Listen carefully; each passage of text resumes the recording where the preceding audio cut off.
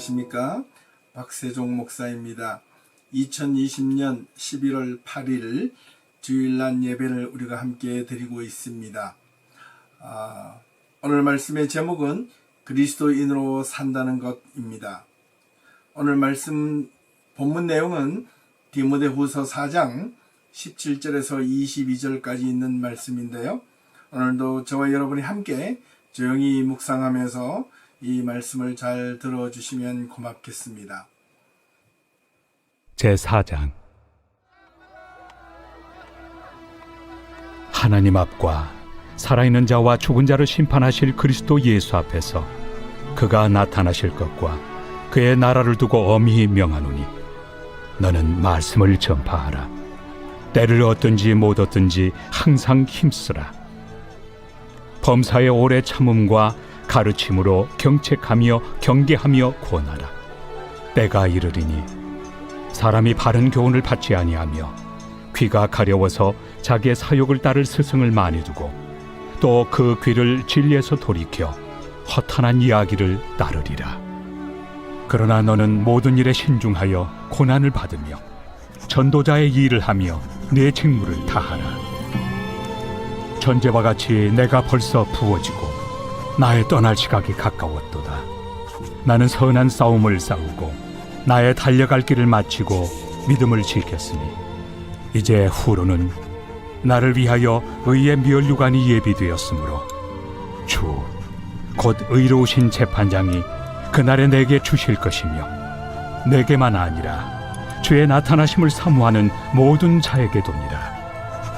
너는 어서 속히 내게로 오라.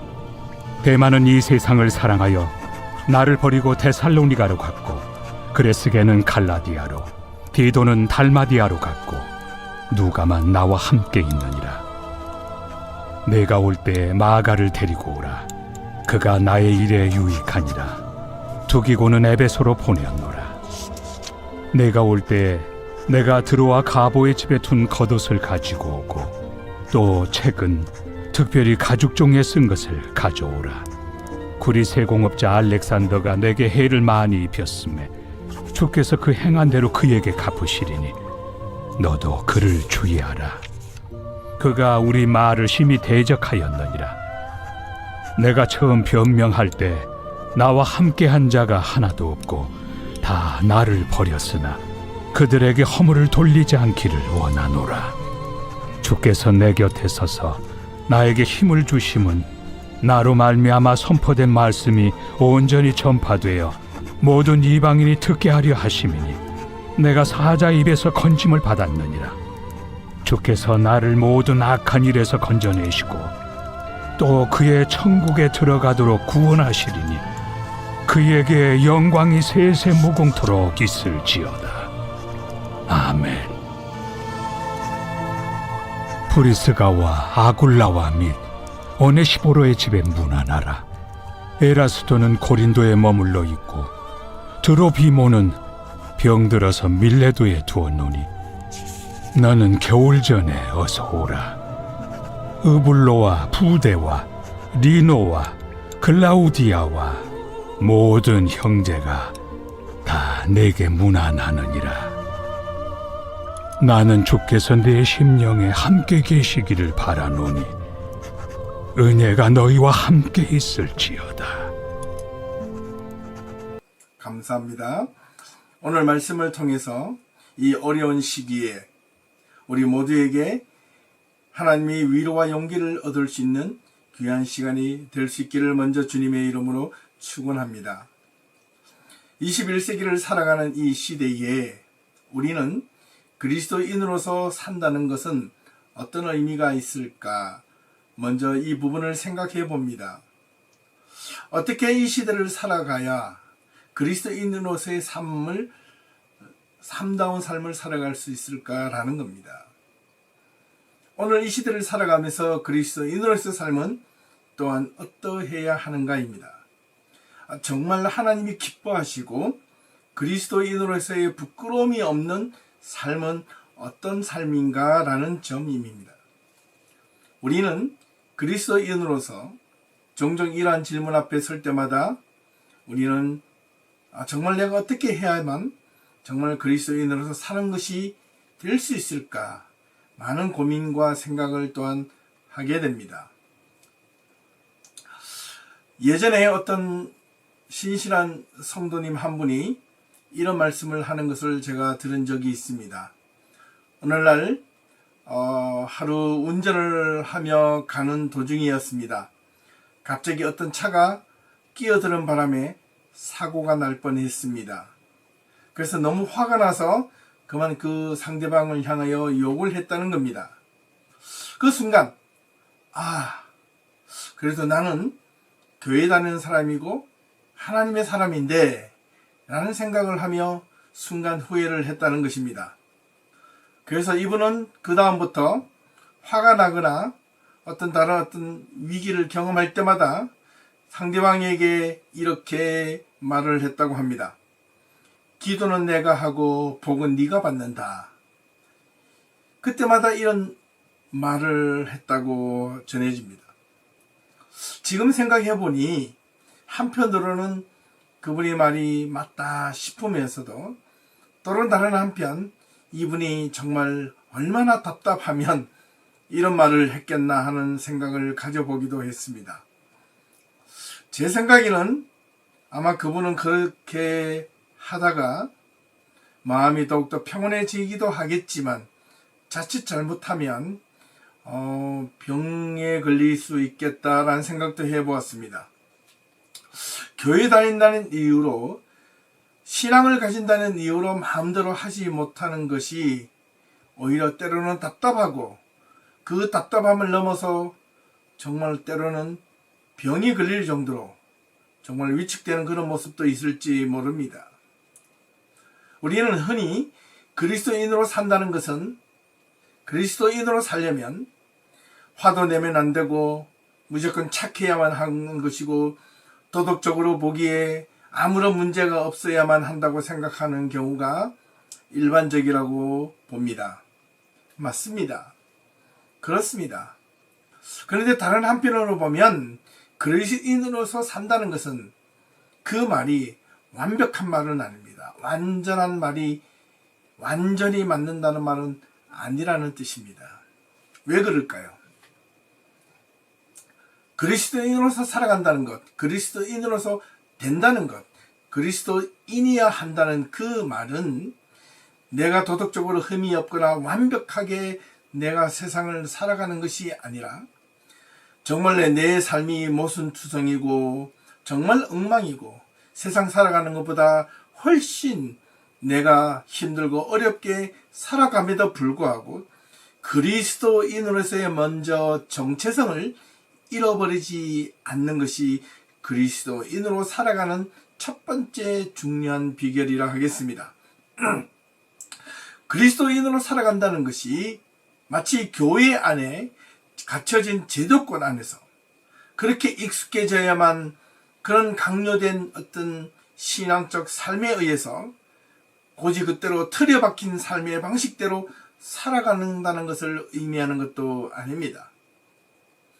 이러한 것들은 오히려 종교인들이 만들어낸 삶의 고착화된 방식일 뿐만 아니라 또한 우리의 진정한 자유를 누리지 못하게 하는 억압적 요소가 되기도 합니다.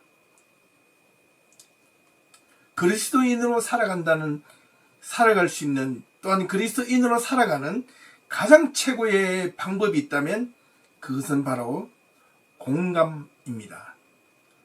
공감이 필요하다는 말입니다. 위로는 하나님과의 소통하는 법을 알아야 하고 옆으로는 이웃을 향한 정의와 공의, 그리고 믿음을 통한 정의와 공의, 그리고 사랑과 나눔과 관심을 가지는 공감이 필요합니다. 오늘 본문이 있는 이 디모데후서는 사도 바울의 마지막 편지로 알려져 있습니다.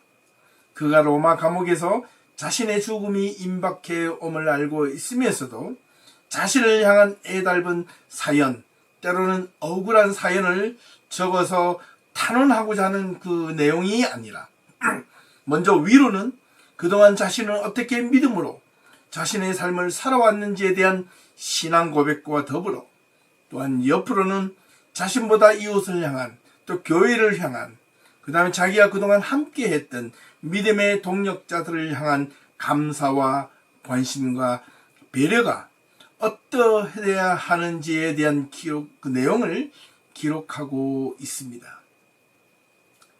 모든 삶이 갑자기 막혀 있을 때 누군가가 조금이라도 찾아와서 함께 공감해 줄 수 있다면 그만큼 정말로 감사하고 고마운 것이 없을 겁니다. 오늘 본문에 있는 이 디모데후서 4장 1절에서 15절까지의 내용을 먼저 보시게 될 텐데, 크게 세 가지로 믿음으로 낳은 아들 이 디모데에게 힘주어 강조하고 있는 부분이 있습니다. 그 첫 번째는 그리스도인으로 살아가려면 때를 얻든지 못 얻든지 하나님의 말씀을 제대로 전하라라는 것이었습니다. 우리가 그리스도인으로서 복음을 전하는 두 가지 방식이 있습니다. 그 첫 번째는 바로 말로 전하는 방법입니다. 누구에게 전도할 때 말로 전달하죠. 예. 다른 하나는 내가 말로 전달하는 것이 아니라 내가 삶으로 복음을 전하는 방법입니다. 말로 전하는 것이 쉬울까요? 아니면 내가 삶으로 복음을 전하는 게 쉬울까요? 그렇습니다. 말은 참으로 쉽습니다. 말로는 무엇을 못하겠습니까? 하지만 우리가 그리스도인으로서 삶으로 복음을 전한다는 것은 결코 쉽지 않습니다. 그런데 바울은 디모데에게 이 둘 다 모두를 하라고 가르쳤습니다. 2절 말씀을 먼저 보니 너는 말씀을 전파하라. 때를 얻든지 못 얻든지 항상 힘쓰라. 오래 참음과 가르침으로 경책하며 경계하며 때를 얻든지 권하라. 이렇게 힘주어 강조하고 있습니다. 이는 말씀을 전하고 가르칠 때에 오래 참음으로 하되 때를 얻든지 못 얻든지 인내를 가지고 말씀을 전하라라는 겁니다. 오래 참음으로, 이 말이 바로 삶으로 보여주라는 것이었습니다. 두 번째는 마지막 때에 대한 경고의 메시지를 전해주고 있습니다.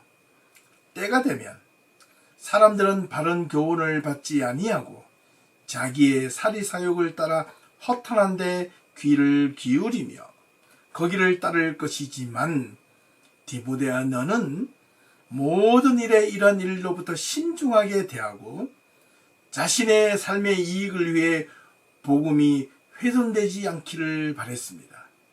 끝까지 믿음의 본분과 직분을 다할 것을 요청했습니다. 그리고 마지막 세 번째가 오늘 본문과 연결이 되는 내용입니다. 6절부터 14절까지 16절까지 이어지는데, 이 내용은 바로 바울 자신이 죽음이 임박해 오는 것을 알고 주변에 있는 모든 자기와 그동안 함께 했던 사람들에 대한 이야기들이 언급되어져 있습니다. 그래서 마치 이 바울은 유언이라도 하듯 비장한 각오로 지난날의 삶에 대해서 회상을 합니다. 내가 그동안 믿음을 온전히 전했을 뿐만 아니라 삶으로도 나는 부끄러움 없이 살았음을 먼저 고백하고, 그리고 마지막 당부로 디모데에게 자신에게로 와 주기를 요청하고 있습니다. 그동안 자기와 함께 했던 사람들을 일일이 생각나는 대로 나열하고 있습니다. 데마는 이 세상을 사랑하여 바울을 버리고 데살로니가로 갔고, 그레스기는 갈라디아로, 디도는 달마디아로 갔다고 했습니다. 끝까지 신앙을 지키며 함께 사역을 했더라면 좋았을 뻔했는데, 이들은 세상을 사랑하여 바울을 버리고 데살로니가로, 갈라디아로, 달마디아로 자기의 세상을 이익을 위해서 세상을 사랑하여 떠났다고 이야기하고 있습니다. 참으로 아쉬움이 남는 내용입니다. 끝까지 하지만 이 바울 곁에 누가만 곁에 남아 있다고 바울은 전해주고 있습니다. 세상을 사랑하여 바울 자신을 버리고 떠난 사람들을 왜 이렇게 일일이 나열했을까요? 바로 그리스도인으로서 산다는 것을 포기하는 것을 의미합니다. 바울과 함께 복음을 전하며 살기로 작정했다가 복음을 전하는 것이 말로서가 아니라 삶으로 살아가는 것이 얼마나 힘들고 어려웠던 것을 그는 느꼈는지도 모릅니다. 그래서 힘들어 포기했다는 말과도 같습니다. 하지만 끝까지 바울 곁에 남아있는 자가 있었습니다. 그가 누구라고요? 바로 누가였습니다. 누가는 바울과 함께 평생 함께 바울이 죽을 때까지 바울 곁에서 누가가 복음을 함께 전했고 삶으로 함께 살았습니다. 그리고 바울은 디모데에게 자신에게로 올 때 마가를 데리고 와 달라고 부탁했습니다. 이것은 아마도 바울이 첫 복음을 전하러 여행했던 그 첫 번째 선교 여행 때 그때 바울과 바나바가 함께 사역을 하면서 마가를 데리고 선교 여행을 출발했었습니다. 그런데 이 마가는 선교 여행을 하는 동안 너무나 힘이 들어서 도중에 힘들다고 포기하고 그만 자기의 집으로 돌아가 버렸습니다. 이 선교팀이 망가진 것입니다. 팀웍이 깨어진 것입니다. 선교 여행이 엉망으로 되어버린 것입니다. 어떤 한 팀이나 공동체가 있었다면 그 한 팀에도 어떤 한 사람이 잘못하면 또 한 사람이 어떤 문제를 일으키면 그 공동체와 팀은 와해가 되거나 금방 깨어져 버릴 수 있는 겁니다. 어떤 사람은 도움이 되는 자가 있는 반면 또 다른 어떤 사람들은 잘못하면 방해만 하는 자가 있을 수 있다는 말이었습니다. 그래서 이 바울과 바나바는 선교 1차 여행을 짧게 하고 돌아와서 바울은 2차 선교 여행을 준비하며 그 다음 단단히 마음을 먹고 온전한 채비를 하고 떠나려 할 때 바울의 처음 동역자였던 바나바가 바울을 찾아옵니다. 그리고 바나바는 바울에게 다시 한 번 더 요청을 합니다. 마가를 데리고 다시 한 번 더 선교 여행을 출발하자고 말입니다. 마가가 마음을 고쳐먹고 정말 이번에는 선교 여행을 잘해야 할 것이니 마가를 꼭 데리고 갔으면 좋겠다고 바나바가 그렇게 요청합니다. 그런데요, 바울은 단호하게 거절합니다. 그래서 서로가 의견 충돌이 되어버렸습니다.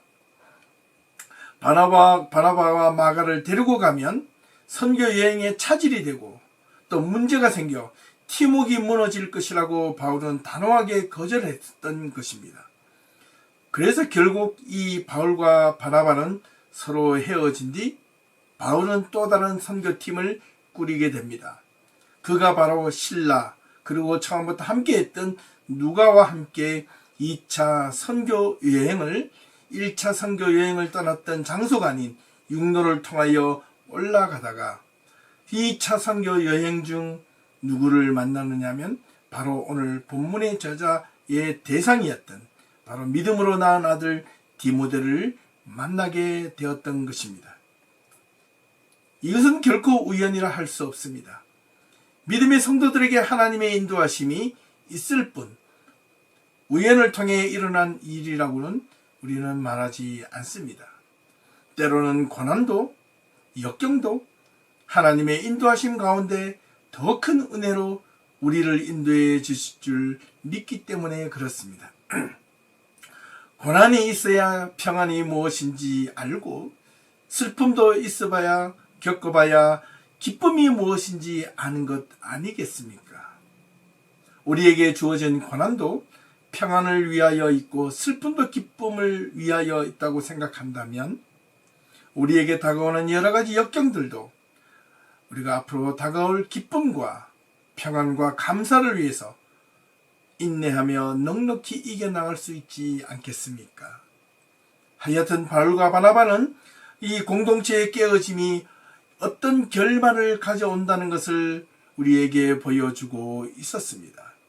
바나바는 새롭게 세우고 싶었고, 바울은 한번 공동체가 무너지면 다시 세우기 힘들다는 것을 알았던 것입니다.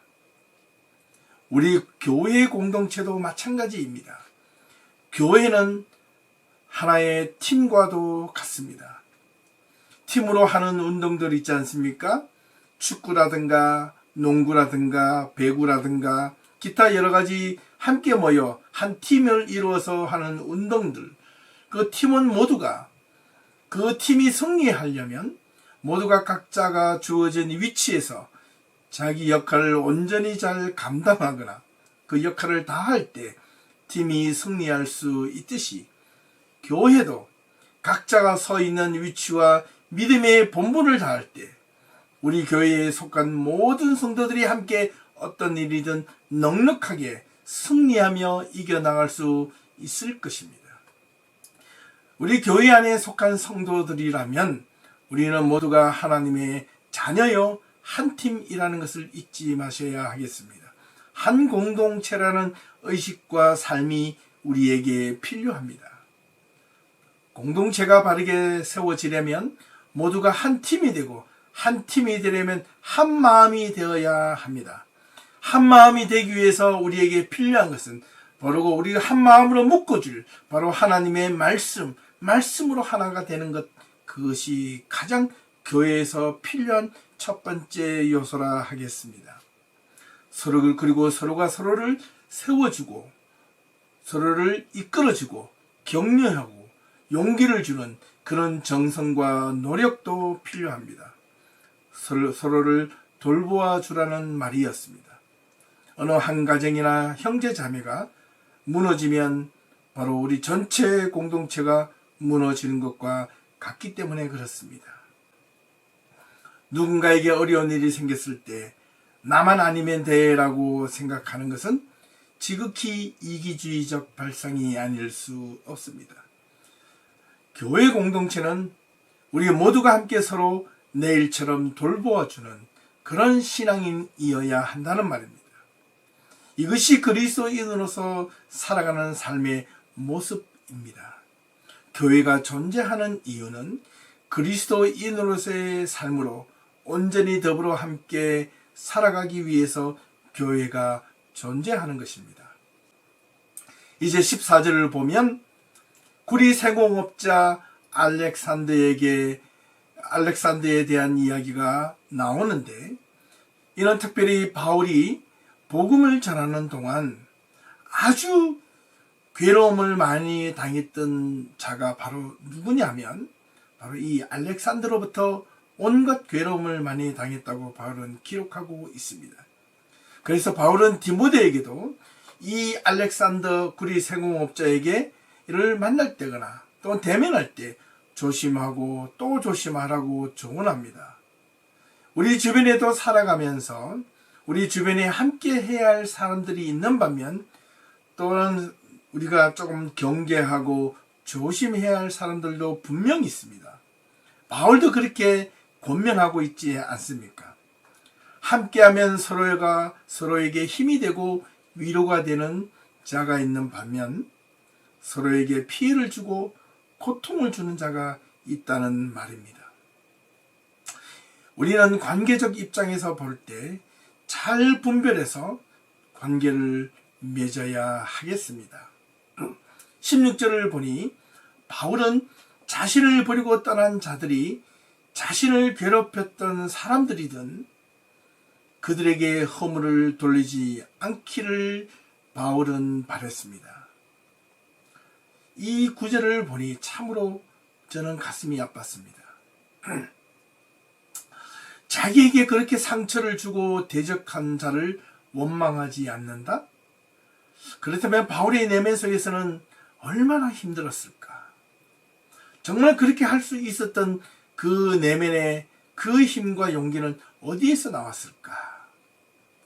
그것이 바로 17절의 그 본문의 내용에 들어 있습니다. 주께서 내 곁에 서서 나에게 힘을 주심은 나로 말미암아 선포된 말씀이 온전히 전파되어 모든 이방인들이 듣게 하려 하심이니 내가 사자의 입에서 건짐을 받았느니라. 주께서 나를 모든 악한 일에서 건져내시고 또 그의 천국에 들어가도록 구원하시리니 그에게 영광이 세세 무궁토록 있기를 기원하였다는 말로 고백합니다. 여기에서 우리가 살펴볼 내용이 있는데요. 정말 앞서서 구리 생공업자나 바울과 함께 동력을 하다가 세상을 사랑하여 바울을 떠났던 사람들을 원망하고 싶고 공동체가 깨어지고 어떤 팀워크가 무너지는 상황에서도 바울은 얼마나 많이 실망하고 좌절하고 고통을 당했겠습니까? 그런데도 불구하고 바울은 제가 그 사람들을 원망하지 않고 자기가 그들에게 원망을 돌리지 않기를 원했던 것은, 그렇게 하지 않을 수 있었던 것은 바로 주께서 내 곁에 서서 나에게 힘을 주셨기 때문이다. 저는 이 말씀을 듣는 순간 깊은 하나님의 은혜를 경험하게 되었습니다. 나로 말미암아 또한 선포된 말씀이 온전히 전파되어 모든 이방인들이 듣게 하시니라.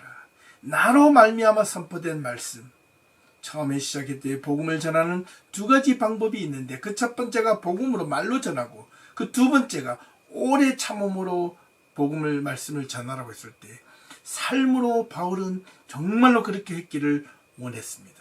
또 그렇게 살았던 것이었습니다. 바울이 자신들을 버리고 떠나거나 대적했던 자들에게 허물을 돌리지 않을 수 있었던 것은 하나님으로부터 위로와 용기를 받았기 때문이었습니다. 그리고 마지막 20절에서 21절에 그가 마지막으로 꼭 안부를 인사를 전해주기를 원했던 사람들의 이름을 일일이 나열하고 있습니다. 이는 바울이 끝까지 바울과 함께 동력의 길을, 믿음의 길을, 그리고 공동체적 삶을 끝까지 함께 했던 이들에게 감사의 마지막 인사를 나누고 싶었던 것이었습니다. 오늘 본문을 통해 그리스도인으로 어떻게 살아야 하는지를 결론적으로 두 가지로 알려주고 있습니다. 첫 번째가 그리스도인은 말로 복음을 전하는 자일 뿐만 아니라 무엇보다도 그리스도인은 하나님의 말씀을 가지고 삶 속에서 살아내야 하는 자임을 알려주고 있습니다. 그리스도인으로서의 삶은 무조건 착하고 싫은 소리 안 하고 부드러운 말만 하는 자가 아닙니다. 바울의 경우를 보면 그리스도인으로서의 삶의 기준은 앞서 언급한 대로 먼저 하나님의 말씀 가운데 정의와 공의에 입각한 그 말씀에 대한 믿음에 대한 기준이 필요하고 그 기준에 따라서 우리의 삶의 유불리에 따라서 마음대로 복음이 훼손되지 않도록 끝까지 말씀을 붙잡고 살아가는 것을 뜻하는 말이었습니다. 두 번째는 그리스도인으로서의 삶은 공동체적 관계를 끝까지 지켜나가는 것입니다. 내가 삶의 유불리에 따라서 공동체에 들어갔다 나왔다가 하는 것이 아니고 교회 공동체는 마치 예를 들면 운명 공동체와 같다는 것입니다. 믿음의 동력자들의 수고를 바울은 결코 잊지 않았습니다. 바울을 또한 대적하거나 바울을 버리고 떠난 자들을 원망하거나 미워하지 않았습니다. 그 모든 것을 하나님께 맡겼고요. 억울하고 힘들고 괴로웠던 사실을 그런 분이 나고 원망하여도 괜찮을 것 같았던 그런 순간들도 바울은 그들을 원망하거나 미워하지 않고 그럴 수 있었던 그 힘은 바로 하늘로부터 내려오는 위로와 용기를 얻었기 때문이라고 바울은 고백합니다. 우리 교회 공동체 안에서 이런 하나님의 위로와 용기가 넘칠 수 있기를 주님의 이름으로 축원합니다. 우리 교회 공동체 안에 계시는 모든 성도님들은 함께 서로를 위로하고 격려하며 삶을 서로 돌아볼 수 있기를 간절히 소망합니다. 그로 인하여 서로가 서로에게 힘과 용기를 줄 수 있어야 하겠습니다. 오늘 말씀을 마치고 예배를 마치고 여러분들의 작은 위로가 필요한 분들이나 생각나는 분들이 있다면 그분들에게 문자나 전화라도 한번 하셔서 서로에게 안부를 묻고 위로와 격려가 있기를 간절히 소망합니다. 이제 말씀을 정리하겠습니다. 그리스도인으로 산다는 것은 사실 참으로 고단하고 어려운 길임에는 틀림이 없습니다. 하지만 결코 후회하지 않을 수 있는 삶입니다. 바울의 마지막 유언과 같은 이 본문을 통해 우리는 그리스도인으로서 어떻게 살아야 할지 참으로 귀중한 교훈을 주며 반면교사로 삼을 수 있어야 하겠습니다. 그리스도인으로서 살아갈 때에 때로는 억울하고 힘들고 어려운 일들이 있을지도 모릅니다. 때로는 내가 세상에서 손해보는 것 같고 또 그런 답답한 일을 만날지도 모릅니다. 문제 앞에서 내가 하나님 앞에 기도해도 응답이 없어서 힘들어하는 경우를 만날지도 모릅니다. 또 때로는 주변의 사람들이 나를 떠나거나 대적할 때도 있을지 모릅니다. 그럴 때마다 바울이 고백한 이 내용을 묵상할 수 있기를 소망합니다. 우리 주님께서 우리 곁에 서서 우리에게 힘을 주시고 위로를 주시기를 간절히 소망합니다.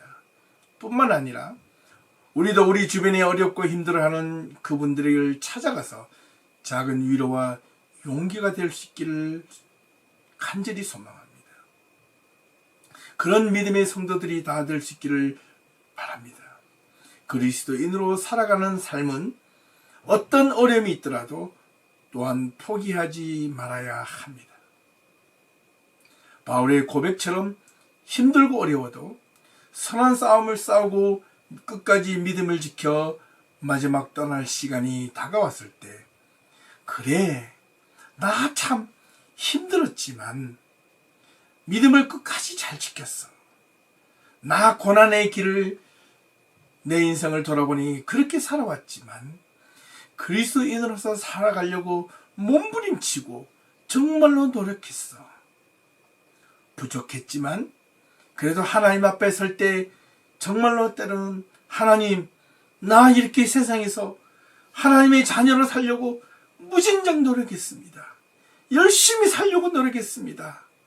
이렇게 하나님 앞에 자신 있게 말할 수 있는 그런 성도들이 다 될 수 있기를 주님의 이름으로 축원합니다. 우리 모두에게 우리 모든 예비교회 성도들에게 하나님의 의의 면류관, 승리의 면류관을 모두 얻는 거룩한 성도님들이 다 될 수 있기를 주님의 이름으로 축원합니다. 그리스도인으로서의 정체성과 본분을 잊지 마시기를 간절히 바랍니다.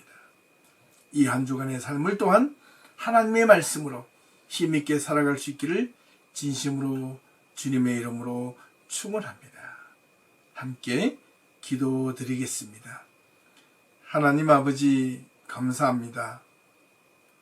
그리스도인으로 살아간다는 것이 도대체 어떻게 사는 것인지 오늘 말씀을 통하여 우리들에게 가르쳐 주셔서 감사합니다.